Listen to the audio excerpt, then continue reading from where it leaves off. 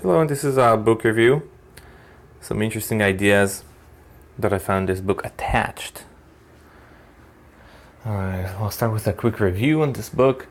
Probably a low 3, which I have a low 3. It's like instead of 1 to 5, it is still 1 to 5, but I just divide 3 into 2, which is high 3 and low 3. So it's almost got a 2, but it's a low 3. I might even eventually give it a 2 on Goodreads. The reasons are, it's like too in your face. The book is like really kind of, it's a self-help, I get it, but it's too much. He's trying too hard. He's talking to you like a kid. I don't like it. And there is a lot of questionnaires in this book, which I really don't like.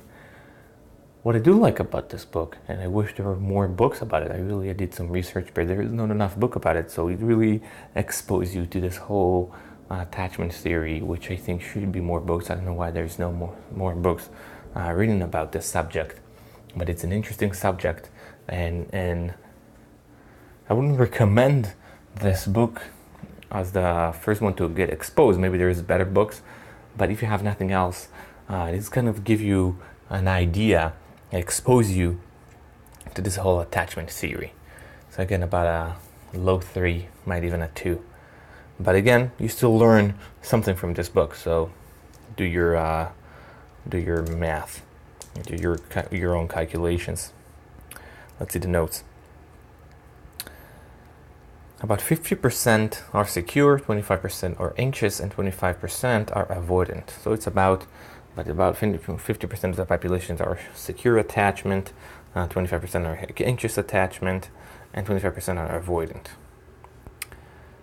Secure attachment feel okay with intimacy. Anxious crave attachment, and avoidant avoid attachment. So that kind of gives you the idea. So secure are okay with intimacy, anxious crave that, but they're just anxious about it, and avoidant just avoid it.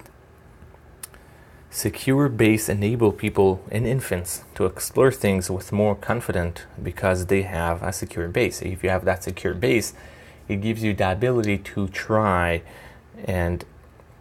things out because you have something to fall back into in some way. That's a secure base. Side note, the author tried to submit everyone to only 3 categories. I think it's more like the big 5. In other words, where do you fall on the spectrum? So you try to only do like a 3 categories, and maybe he gives also like avoidant attachment, which is like the combination of the 2. But he will try to put everyone in those categories, and I kind of like I don't agree with that. I think it's more like the big 5. You have like the big 5 personalities, and the way they measure those big 5s is on a spectrum. You're high or low on whatever, extroversion, for example. So I think it should be the same for here. It should be you're high and low on anxious attachment. You're high and low on avoidant, etc. Because I don't see one person that is always avoidant or always secure. I think everyone it's like more fluid. In different situations, you're more like that. In different situations, you're more like that. And also depends with who and when. That's why I think you just say, I'm high on secure attachments, or I'm high, or you can even go into percentages. 50% secure, for example, things like that. That's more accurate. Side note, there is a lot of questionnaires in this book, which made me think if this part should be in the book or in online questionnaires. It's kind of annoying, especially when I listen to it. There's a lot of questions. Are you this or this? It's supposed to help you figure out your own attachment style, but I don't think it's doing a good job. There's a lot of questions, quite confusing, and I don't like questionnaires. Usually better as like an online part. Don't put it in the book. It's just like go online, do that test, and come back. Put in the test. You should find a better way to let people know which way you which style are you. When closeness is lacking, some people are being obsessed about the other person, which compensate for the lack of closeness. That's kind of interesting. So if there is lack of closeness, some people will be obsessed, always think about that person. That's the obsession. And that's kind of compensating for the lack of closeness because they're in their head all the time. That's interesting theory. Anxious and avoidant are often attracted to one another, and oftentimes they mistakenly confuse attachment with love. So they attract to one another, but sometimes they even think it's love, which is sometimes just attachment. They just attracted to one another, but it's not love. Avoidant and anxious are not good for one another, since there is mixed signals going on from the avoidant side, which being wrongly interpreted by the anxious. So what's going on is, first of all, they're not good. Avoidant and anxious are not good for each other because the avoidant give mixed signals. They're not very direct with what they're doing, while the anxious interpret everything in the wrong way. So it's just a mess. Avoidant are more represented in the dating pool because they get over breakups quickly. They break up more and they don't date one another. That's kind of interesting. So first of all, they represent more in the pool. That's the theory. And there's a few reasons. First of all, they get over breakups quickly because they're avoidant. Could be that they never got attached or because they get over it quickly for other reasons. They break up more because they're avoidant. They don't get well. And they don't date one another. For some reason, I forgot the reasons. But those three reasons are supporting or causing a bigger rate of avoidant attachment in the dating pool. Anxious should date secure since they can be more reliable and consistent when needed. So a secure person is very good for an anxious one because they will have somewhere to fall back to. They have the support, the consistency and reliability. Anxious avoidant think that an unsuccessful date is their problem. That's one of the problems. Like they always think that they're the problem, and that's the anxiety. Even though it could not be successful for other reasons, they take the blame in some way. They think they're the problem.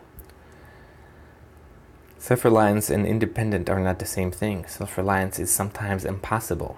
So there is two different things.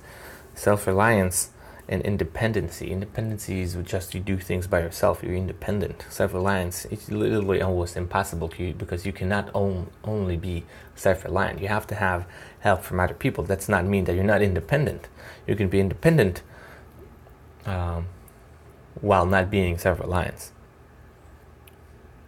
Avoidant tend to see the negatives in their partner. They always see the negatives. That's one of the reasons why they're avoidant. They tend to see the negatives. Our relationship with pets is more secure since we don't take things personally and we mostly stick by them. So that's kind of like an example of a secure attachment style is with our pets. One of the reasons it's like that because we don't interpret things and we don't take things personally and we help them even when they're annoying. That's kind of a secure attachment style. We often divert to protest behavior, which is what we do when things are not going our way, and usually is an ineffective way to communicate. So there is the protest behavior, which is like a very good idea. It's what we do when things are not going our way. I forgot all the possibilities of protest behavior, which is a very important part. I wish you would have expand about it a little more, because that's kind of interesting. But usually those protest way are an ineffective way to communicate because the other side do not understand what's going on usually, and nothing will get fixed by this. Unlike ineffective communication or protest behavior, effective communication leaves no ambiguity. So effective communication is the way, rather than protest behavior or just ineffective communication, which is usually protest behavior, because there is no ambiguity. Side note, an important lesson from this book is that many times it's a better strategy to discuss things openly. Many times we divert to protest behavior, or we're not being direct enough. We're being a little ambiguous. So this is a very important thing that I kind of learned from this book, that many times it's actually better to be more direct and less ambiguous. And it's kind of interesting and important to remember. So again, overall, not the best book, not the best author, but it does get you exposed to all the attachment theory. I wish there were better books, especially on Audible, but there isn't. So if you don't find anything else, you read that book, but it won't be great. That's it. Thank you.